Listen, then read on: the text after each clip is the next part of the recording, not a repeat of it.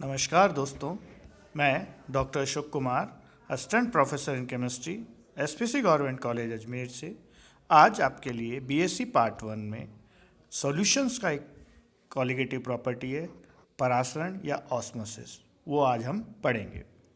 देखिए, परासरण आपने बहुत बार देखा होगा, घर में भी देखा होगा कि जब किशमिश हुआ उसको पानी में डाला तो फूल गया, सूखे चने या मटर को जब पानी में डाला तो वो फूल गए।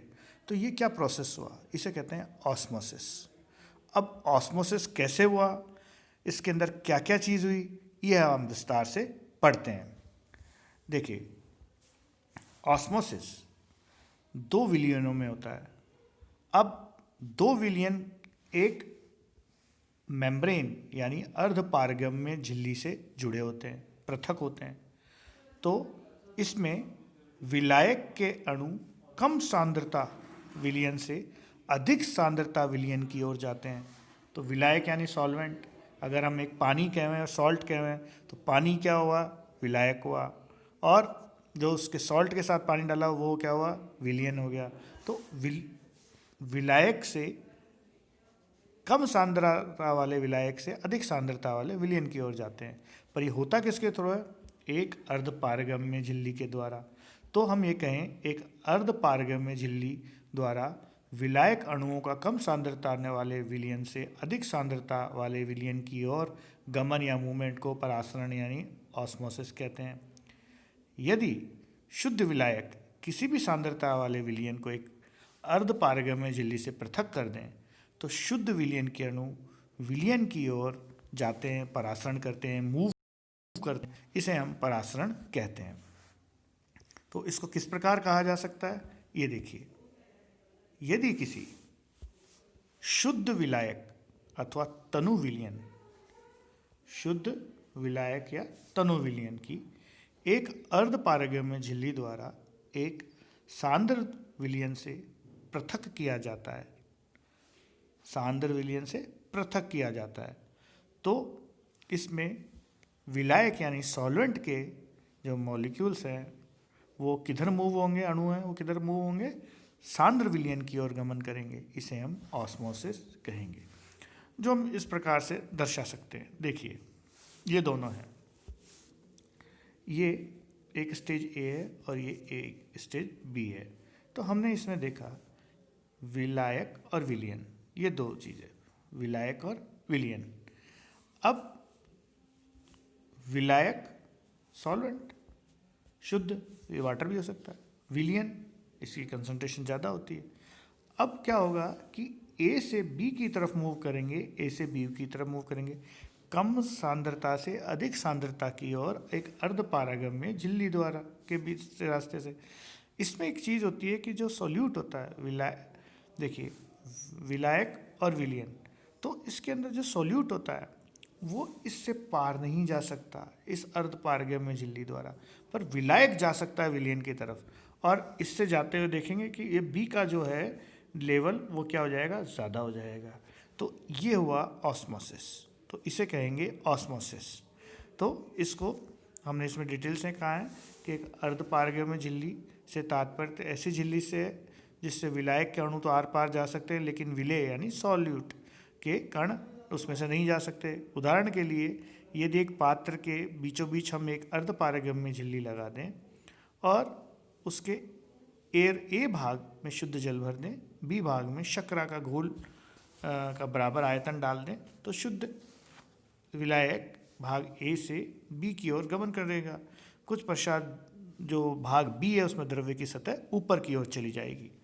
परासरण की प्रक्रिया को हम दैनिक जीवन में भी अनुभव करते हैं। यदि हम सूखे चने अथवा मटर के दानों को पानी में भिगो कर रख दिया जाए तो हम देखते हैं कि कुछ समय पश्चात वे फूलने लगते हैं। ऐसा परासरण के कारण होता है। क्यों होता है, इसका कारण है इसका छिलका, जो कि कोशिका भित्तीय सेल वॉल एक अर्धपारगम्य झिल्ली की तरह काम करता है, जिससे कि केवल शुद्ध विलायक के अणु गुजर सकते हैं। अतः परासरण द्वारा कोशिकाओं में विलायक जल के अणु पहुंच जाते हैं, जिससे उनका आकार बढ़ जाता है और दाने फूल जाते हैं। जो हमने शुरू में कहा, भाई किशमिश हुआ, चना, सूखे चने हुए या मटर के दाने फूल क्यों गए, कि जो उनका सतह है, सेल वॉल है, वो एक अर्धपारगम्य झिल्ली की तरह, सेल मेम्ब्रेन की तरह एक काम करेगी, जिसमें से कि वाटर के मॉलिक्यूल्स तो चले जाएंगे अंदर, पर अंदर से कुछ भी बाहर नहीं आएगा, जिसके अणु फूल जाएंगे। तो इसे ऑस्मोसिस कहते हैं। अब एक हमने ऑस्मोसिस और दूसरा एक परासरण और दूसरा विसरण। परासरण और विसरण के अंतर क्या अंतर है, तो ये जरा हम थोड़ा पढ़ते हैं। देखिए परासरण में विलीनों का गुण होता है, जो सॉल्वेंट है, ये परासरण शो करते हैं, और विसरण गैस के करते हैं। तो ये हो गया हमारा परासरण, विलयनों का गुण और ये गैसों का। परासरण केवल अर्धपारगम्य यानी सेरिब्रल मेम्ब्रेन के द्वारा ही संपन्न होता है। विसरण में ऐसी कोई शर्त नहीं है, इसमें मेम्ब्रेन चाहिए।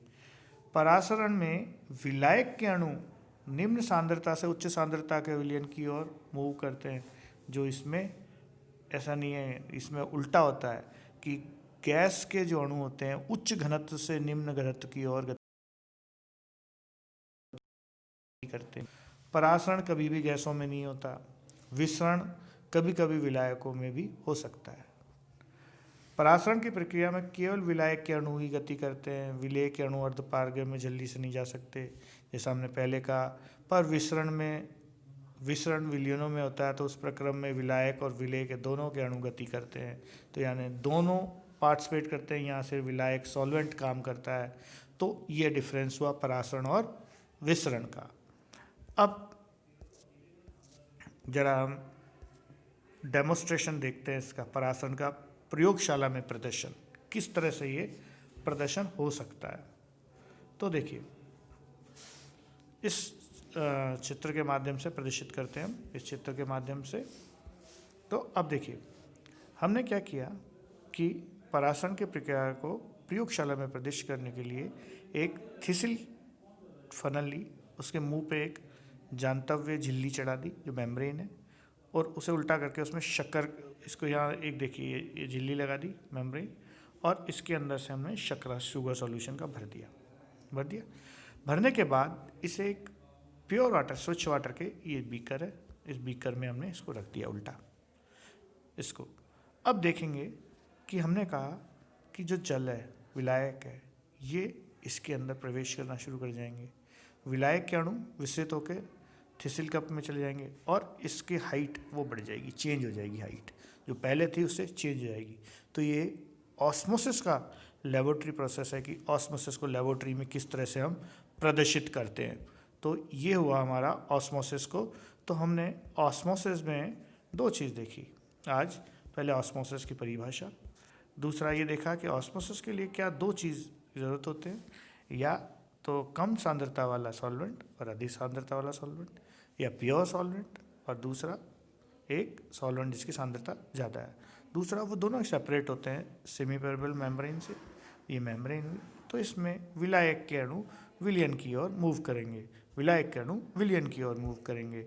और हमने फिर इन दोनों का डिफरेंस बताया आज, परासरण और विसरण का क्या डिफरेंस है। और एक हमने आज एक डेमोस्ट्रेशन किया ऑस्मोसिस का लेबोरेटरी प्रोसेस में।